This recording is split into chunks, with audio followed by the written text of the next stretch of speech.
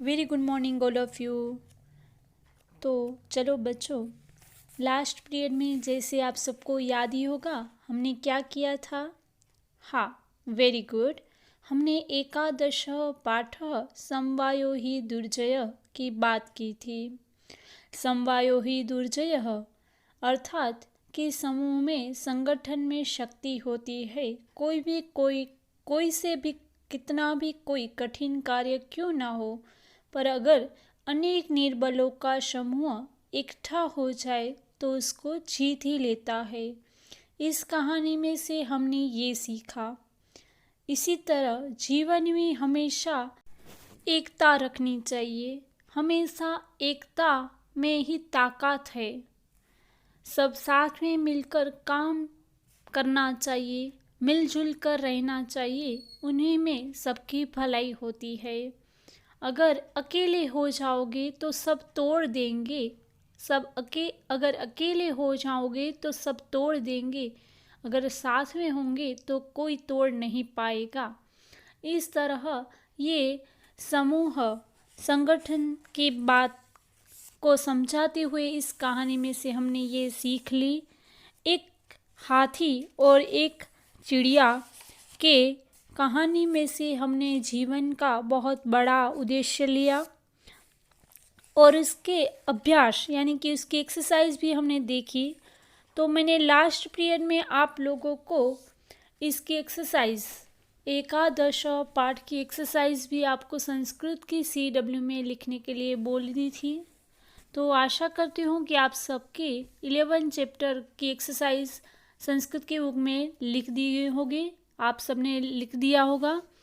अब आज हम इस पीरियड में हमारे अभ्यासक्रम की आगे बढ़े तो द्वादश पाठ यानी कि लेसन 12, जिसका नाम है विद्याधनम। नाम सुनते ही आपको तो पता चल ही गया होगा। हाँ, विद्याधनम का अर्थ होता है विद्या रूपी धन। धन है, पर कौन सा धन है? यहाँ पे विद्या रूपी धन है। दूसरे कोई धनों की बात ना करते हुए यहाँ पे विद्या रूपी धन का महत्व दर्शाया है। यहाँ पे हम देख सकते हैं कि अलग अलग प्रकार के उदाहरणों के द्वारा, सरल सुभाषितों के द्वारा विद्या रूपी धन का महत्व दिखाया है।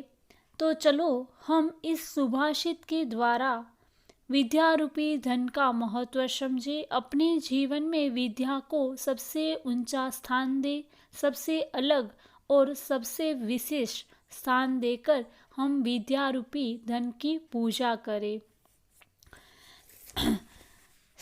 शुरुआत करें फर्स्ट से। न चोरहार्य न च राजहार्य न भातृभाजम न च भारकारी व्यय कृते वर्धयत एव नित्यम विद्याधनम सर्वधनम प्रदानम। अर्थात कि न चोर हार्य, न यानी नहीं, चोर यानी चोर, हार्य यानी कि चुराने योग्य, न च राजहार्य, राजहार्य यानी राजाओं के द्वारा, हार्य यानी छीनना, न तो राजाओं के द्वारा छीनने योग्य है, न तो चोरों के द्वारा चोरी करने योग्य है। न भातृभाज्यम, न यानी नहीं, भातृ यानी भाइयों के द्वारा, भाज्यम यानी कि विभाग, बहंचना, ना तो भाइयों के द्वारा बांटने योग्य है। न च भारकारी, न तो बोझ बढ़ाने वाली है, भारकारी यानी कि बोझ बढ़ाने वाली, ना तो चोरों के द्वारा चोरी करने योग्य है, ना तो राजाओं के द्वारा छीनने योग्य है, ना तो भाइयों के द्वारा बांटने योग्य है, ना तो भार बढ़ाने वाली है। व्यय कृते वर्धयत एव नित्यम, नित्यम यानी हमेशा, वर्धयत यानी बढ़ना, व्यय कृते यानी कि उपयोग करने पर, व्यय कृते यानी उपयोग करने पर हमेशा, नित्यम यानी हमेशा बढ़ती ही जाती है। वर्धयत यानी बढ़ना, उपयोग करने से वो बढ़ती ही जाती है।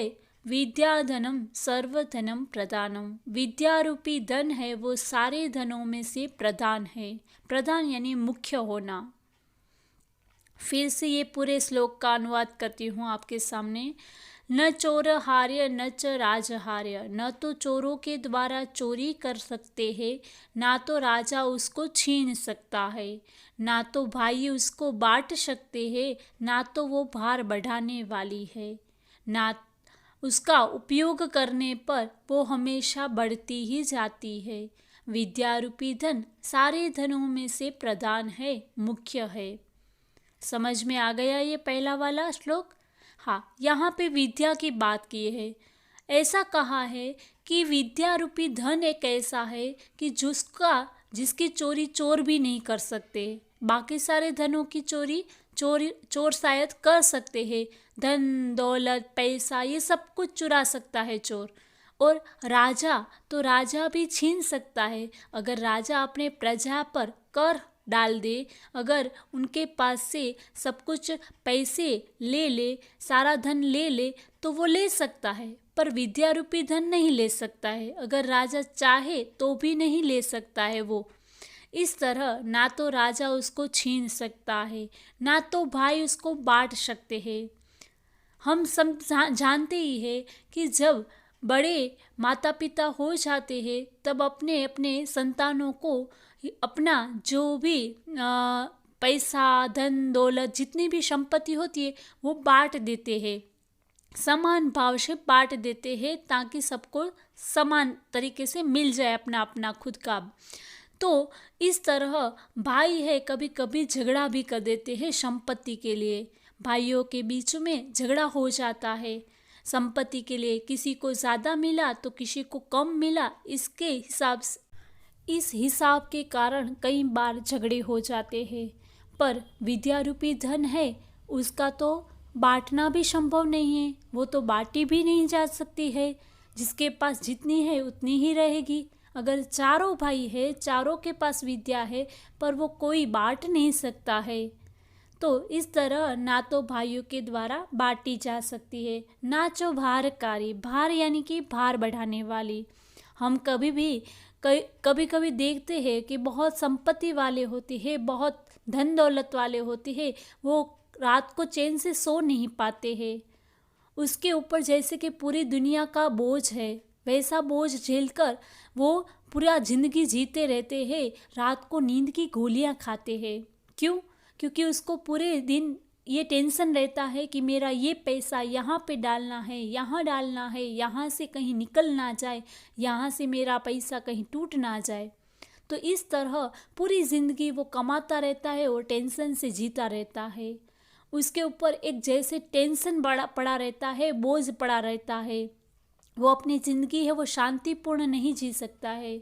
जबकि विद्या रूपी धन जो है वो भारकारी नहीं है, वो किसी के ऊपर बोझा नहीं बनती है। विद्या रूपी धन ही एक ऐसा है कि जो हमें शांतिपूर्ण जीवन प्रदान करती है, हमें शांतिपूर्ण जीवन जीने की राह दिखाती है।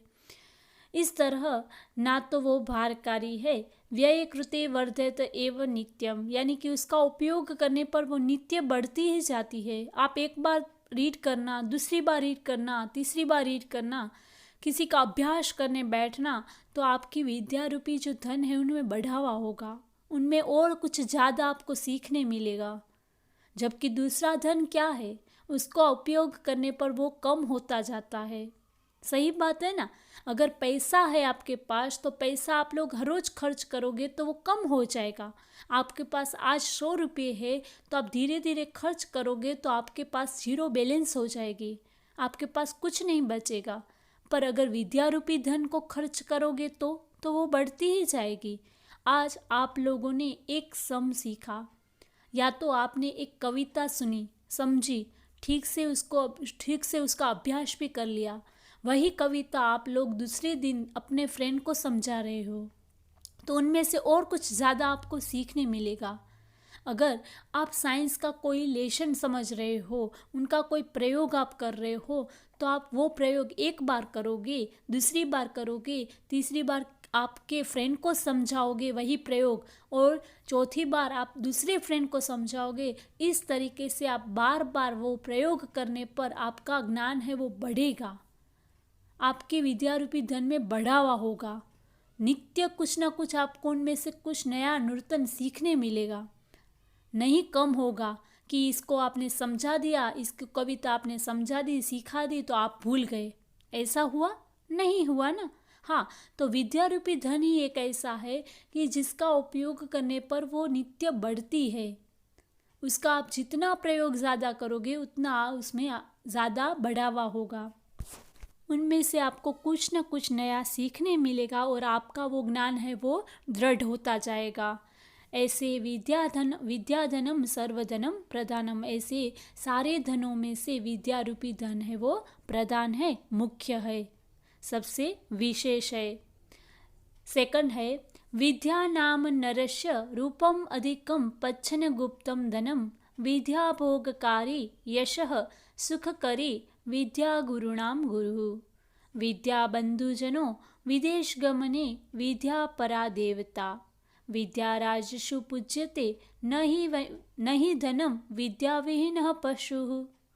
अर्थात यहाँ पे क्या कहा है, देखो विद्या का ही महत्व समझाते हुए ये सुभाषित है, ये श्लोक है। विद्या नाम नरस्य, नर यानी मनुष्य का, नरस्य यानी मनुष्य का, विद्या नाम नरस्य रूपम अधिकम, रूपम अधिकम यानी कि रूप में बढ़ावा करना, रूपम अधिकम, अधिकम यानी बढ़ावा करना, रूप में यानी कि दिखावे में। विद्या जो है वो मनुष्य के रूप में बढ़ावा करता है, रूप को बढ़ावा देता है, रूप और सुंदर लगता है। पच्छन गुप्तम धनम, विद्या जो है वो पच्छन गुप्तम, गुप्तम यानी कि छिपा हुआ, धनम यानी कि धन है। विद्या जो है वो छिपा हुआ धन है, विद्या जो है वो छिपा हुआ धन है। पच्छन यानी कि अत्यंत, गुप्तम यानी छिपा हुआ, अत्यंत गुप्त धन है, अत्यंत छिपा हुआ धन है। फर्स्ट लाइन का फिर से बोल रही हूँ, विद्या मनुष्य का रूप में बढ़ावा करती है एवं वो छिपा हुआ धन है। विद्या है वो छिपा हुआ धन है। विद्या भोगकारी यशः, विद्या भोगकारी है, यशकारी है, सुखकारी है। विद्या गुरुणाम गुरु, विद्या गुरुओं की भी गुरु है। विद्या बंधुजनों विदेश गमने, विद्या बंधुजन यानी कि भाई, विदेश गमने यानी कि विदेश जाते समय, जब हम अपने देश में से दूसरे देश में जाते हैं, विदेश में जाते हैं, परदेश जाते हैं, तब विद्या है वो बंधुजन, बंधुजन यानी भाई बंध, मित्र, दोस्त बन जाती है। विद्या विदेश जाते समय हमारी दोस्त बन जाती है। विद्या परा देवता, परा यानी सबसे बड़ी देवता है, विद्या सबसे बड़ी देवता है। विद्या राजसु पूज्यन्ते, यानी कि विद्या राजाओं के द्वारा, राजसु यानी राजाओं के द्वारा, पूज्यते यानी पूजी जाती है। विद्या राजाओं के द्वारा पूजी जाती है। धनम न ही धनम, यानी कि धन नहीं पूजा जाता, धन की पूजा कोई नहीं करता, राजा भी विद्या की पूजा करते हैं। विद्या विहीन पशु, विद्या के बिना, विहीन यानी उसके बिना, पशु यानी कि पशु है। विद्या के बिना मनुष्य पशु समान है। जिसके पास विद्या नहीं है वो पशु है। क्यों? क्योंकि दोनों में अंतर तो यही है, जो पशु करता है वही मनुष्य करता है, पर मनुष्य विद्या रूपी ज्ञान प्राप्त कर सकता है जबकि पशु नहीं कर सकता है। तो इस तरह अगर मनुष्य विद्या रूपी धन प्राप्त ना करे तो वो भी पशु ही है। इस तरह यहाँ पे समझाया है कि विद्या है वह मनुष्य का रूप में बढ़ावा करता है। अगर कोई व्यक्ति है वो अगर सुंदर नहीं भी लगता है, पर अगर विद्या रूपी उसके पास धन है तो वो और सुंदर दिखने लगेगा, सब उसकी प्रशंसा करेंगे। हम तो यही समझते हैं कि प्रशंसा किसकी की जाती है, तो जो सौंदर्य हो, जिसके पास सुंदरता हो। पर ये सुंदरता कहाँ से आती है? तो ये सिर्फ रूप में बाह्य आउटलुकिंग होता है? नहीं। अगर आपके पास विद्या रूपी धन है तो भी आप सुंदर लग सकते हो, क्योंकि वो विद्या रूपी धन आपकी सुंदरता दिखाएगा, वो आपको सुंदर बना देगा। तो सब आपकी प्रशंसा करने लगेंगे। इस तरह आपके रूप में बढ़ावा करता है। अगर आप बहुत सुंदर दिख रहे हो पर आप मूर्ख हो तो आपकी कोई प्रशंसा करेगा नहीं करेगा, आपके रूप का फायदा ही नहीं होगा। अगर आपके पास विद्या रूपी धन नहीं है और आप लोग सजे धजे कर बाहर निकलोगे तो भी आपकी कोई प्रशंसा नहीं होगी। क्यों? आपका ये बाह्य जो रूप है, जो आपकी ये सौंदर्यता है, वो फीकी हो जाएगी विद्या रूपी धन के बिना। इस तरह विद्या है वो पच्छन गुप्तम धनम, ये छिपा हुआ धन है। विद्या है वो कुछ दिखावा नहीं करता है, वो छिपा हुआ है। अगर आप कहीं चुपचाप खड़े हो तो किसी को पता नहीं चलेगा कि आप कितने होशियार हो, आप में कितना नॉलेज है। इसीलिए वो छिपा हुआ धन है, आप में दिखेगा नहीं। अगर आप दिखाना चाहोगे, आप किसी को बताना चाहोगे, तब ही सामने वाले को पता चलेगा कि आप कितने नॉलेजेबल पर्सन हो, आप कितना जानते हो, आपके पास कितना नॉलेज है, आपके पास कितना विद्या है, आपके पास कितना ज्ञान है। ये सब कुछ तभी जान पाएगा जब आप दिखाना चाहोगे, वरना वो छिपा हुआ ही है, वो छिपा ही रहता है। पूरा ज़िंदगी अगर आप निकाल दोगे पर किसी को कुछ नहीं बताओगे, कुछ नहीं समझाओगे, किसी को विद्या नहीं दोगे, किसी को ज्ञान नहीं दोगे, तो किसी को पता भी नहीं चलेगा कि आपके पास इतना ज्ञान है। तो ये छिपा हुआ धन है। अगर दूसरा कोई धन होता है वो तुरंत दिख जाता है।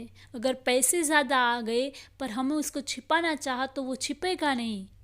वो बैंक वाले को पता चल जाएगा, वो चेक वाले को पता चल जाएगा, वो कहीं पे भी कहीं से भी हमें स्टेटमेंट आता रहता है बैंक का, तो सबको पता चल ही जाएगा हमारे पास कितने पैसे हैं। ज़मीन ज़्यादा हो गई तो ज़मीन के दस्तावेज़ों पर हमारा नाम बोलेगा, तो वो भी पता चल जाएगा। इस तरीके से कोई भी हमारे पास धन है वो उसको छुपा नहीं सकते हैं हम। पर विद्या रूपी धन ही एक ऐसा है जिसको हम छिपा सकते हैं, वो छिपा हुआ धन है। फिर है विद्या भोगकारी है। विद्या से हम भोग यानी कि हम जो सुख साधन की संपत्ति है वो हम भोग सकते हैं, उसका आनंद उठा सकते हैं अगर विद्या है हमारे पास तो। विद्या यशकारी है। विद्या हमेशा हमें यश दिलाएगी।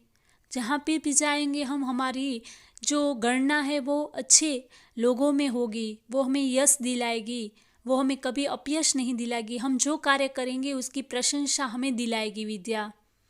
विद्या सुखकारी है। विद्या हमारे पास अगर होगी तो हमारा जीवन है सुखपूर्ण निकलेगा, हम सुखपूर्वक जीवन जीने लायक बन जाएंगे, हमारा पूरा जीवन है वो सुखमय हो जाएगा। विद्या गुरुणाम गुरु, विद्या गुरुओं की भी गुरु है।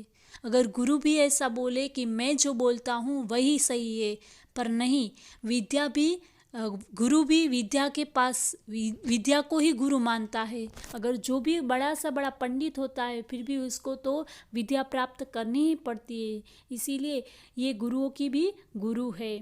विद्या बंधुजनों विदेश गमने, जब विदेश जाते हैं हम, अपने देश में से दूसरे देश में जाते हैं, तब वो विद्या है वो हमारी दोस्त बन जाती है। बंधुजन यानी कि दोस्त बन जाती है, हमारी मित्र बन जाती है।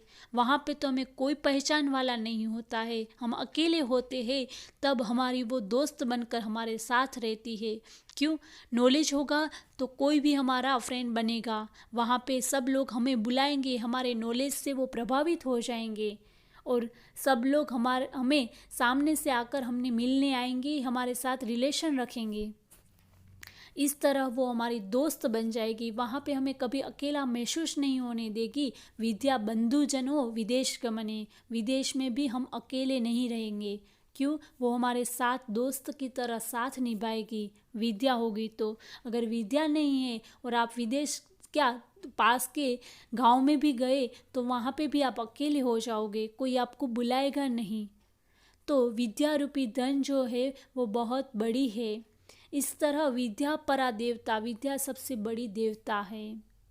देवता लोग भी विद्या की पूजा करते हैं। विद्या राजसु पूज्यते, विद्या राजाओं के द्वारा पूजी जाती है। पहले के समय में राजा महाराजा जो थे ना, उसके पास सब कुछ होता था, धन दौलत खजाना सब कुछ, राज्य आदि, जमीन जायदाद, सब कुछ, बहुत सारा कुछ वो राज्य करते थे, बहुत सालों तक वो राज्य करते थे, फिर भी वो विद्या की पूजा करते थे।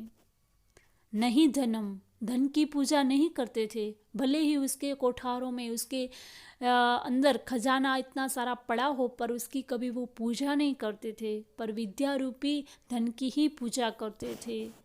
विद्या विहीन पशु, विद्या के बिना मनुष्य पशु समान है। विहीन यानी उसके बिना, विद्या के बिना मनुष्य पशु समान है। पशु के जीवन का जीने का तरीका और मनुष्य का जीवन जीने का तरीका सही ही हो, सेम समान है। क्यों? विद्या है वही मनुष्य ग्रहण कर सकता है, जबकि पशु ग्रहण नहीं कर सकता है। तो दोनों में अंतर क्या हुआ? अगर मनुष्य ने भी विद्या प्राप्त नहीं की, उसने भी विद्या को प्राप्त करना सही नहीं समझा, उसने भी अवगणना कर दी, तो वो पशु ही बन गया। इस तरह विद्या के बिना मनुष्य पशु समान है। उनमें और पशु में कोई अंतर नहीं बचता है। तो इस तरह हमारा इस पीरियड में ये जो विद्या जन्म हमारा द्वादश पाठ है वो यहाँ तक रखते हैं। नेक्स्ट पीरियड में इसके आगे के सुभाषित के द्वारा हम विद्या का महत्व और अच्छे से जानेंगे। तो इस तरह हमारे इस पीरियड का हम होमवर्क नोट कर लीजिए। इस पीरियड का होमवर्क है, इस लेसन के जो शब्दार्थ है वो आप लोगों को संस्कृत के CW में लिख देने हैं। नेक्स्ट पीरियड में हम इस लेसन के आगे का लेसन का अभ्यास करेंगे, तो सबको संस्कृत की बुक में इसके शब्दार्थ लिख देने हैं। Thank you.